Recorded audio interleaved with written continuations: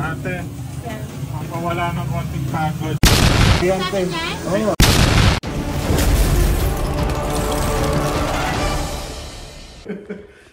What's up? Let's go mga kakulay! What's up? Dahil busog na kami, lalabas kami para bumili ng pagkain. Yan. Pero Busog na. hindi kami yung kakain noon. Yung mga bibilhin namin. Ayun. O-order kami, kunwari sa meat burger, o Indian burger, o kung saan man, sabihin namin na. Ano yan? Sabihin namin, kanya na yun. Kanya na yun para may pagkain siya. Magbibigay lang kami ng konting saya at ngiti sa mga normal na taong madadaanan namin. Good Tama, vibes. tama. Maraming pranks na nagkakalat ngayon sa internet, di ba? So ngayon, naisip namin gumawa naman ng mga positive version ng mga pranks na ito. Yun! Kaya, sana magustuhan nyo. Let's go! Let's go! Let's go! Let's go! Let's go! Let's go! Let's go! Ayan guys, mga kulay, may nahanap na kami. Ito ang una nating Biktima. unang biktima ng positive prank. Ayan. Order tayo ng pagkain. Tanungin natin si ate ano yung pinakamasarap, kung ano yung kakainin niya. Ayan. Hello ate. Good evening. Ano po yung pinakamasarap dito para sa inyo? Ang available namin cheeseburger, burger, food yung Hungary. Pero sa inyo, ate, ano yung pinakamasarap? Wala. Wala, bakit naman? Kahit Hungarian? Hungarian ba? Hungarian, Apa. 70 isa. 70 isa. Isang peraso. Special yan, di ba? Ayun yung mahal sa inyo. Ibig sabihin, masarap yan. Okay.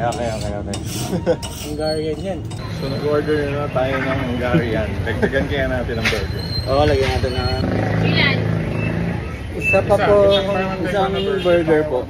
Ha? Dinagdagan namin ng buy one take one na burger. Oo.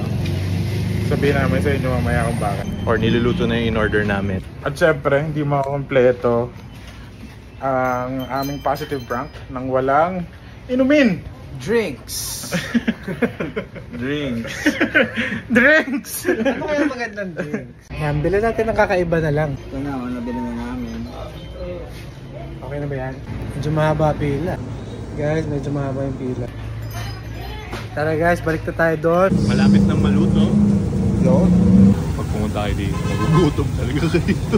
Yung amoy, no? Yung amoy. Amoy pa lang. Hulay talagang mararamdaman nyo kung gano'n nakapagod si ate. 12 oras siya nagtatrabaho araw-araw.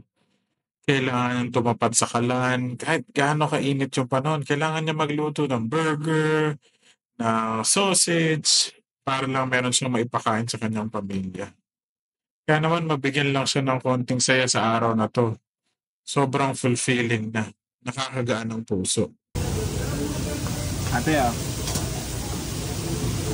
Yan, te. Oo. Siyempre, In-order talaga namin to. Para sa'yo. Sana po. Sige po, ipasalubong niya. Ayan. Apo. wala ito sa plano pero hindi rin namin matis sa mga kakulay natin na kids. Ayan. Okay guys, ito na yung second natin na biktima. French onion, yan daw yung best seller dito. Tsaka, sa burger daw. Steak burger daw. Ayun, steak burger. Ito na guys, nag-order na naman kami. Medyo maraming choice. Anong pangalan mo, te? Alma po. Alma. Si Ate Alma ang dakila. Dakay lang po. Grabe yan sila guys. Non-stop yan sila magluto dito. Kahit sobrang init. Tapos mainit pa yung niluluto nila. Sa tanghaling tapat, di ba te? Sobrang init. Tapos ganyan pa kainit. Sobrang init yan guys. No, si oras na yan. 12 hours kayo, no? 12 hours kayo, di ba? Oo, di ba? Kaya si Ate Alma saludo tayo dyan. Ang gandang gabi. Ayan, dali. Shoutout ko natin. Shoutout na. Po, shout out sa mga kapamilya ko dyan. Ito na guys, malapit lang maluto yung in-order namin. Ano ka na naman, sir? Siyempre. Grabe ka naman, Ate Alma eh. Kakain na. Ang solid yan. Solid ang luto ni Ate Alma. Anong oras pasok mo, te? Sino po? Ito. Ako po morning, ano po. Pag nag-morning ako, 7 to 7. Ate, kasi gusto namin gumawa ng kabutihan niyo yung araw na to. Yun. Ito, in order namin to para sa inyo talaga yan.